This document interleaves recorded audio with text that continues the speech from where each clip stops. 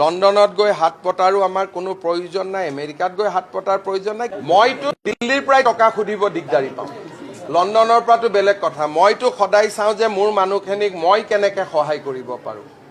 মইতো কাৰো ওচৰতে হাত পতাৰ মই পক্ষপাতি নহয়। লণ্ডনটো দূৰৰ কথা, মই কোনোবাই নিজে দিলে দিছে, মই হাত পতাৰ পক্ষপাতি নহয়। কাৰণ মই ভাবোঁ মোৰ এইখিনি আত্মবিশ্বাস আছে যে বানাক্ৰান্ত ৰাইজক সহায় কৰাৰ কাৰণে আমি সক্ষম।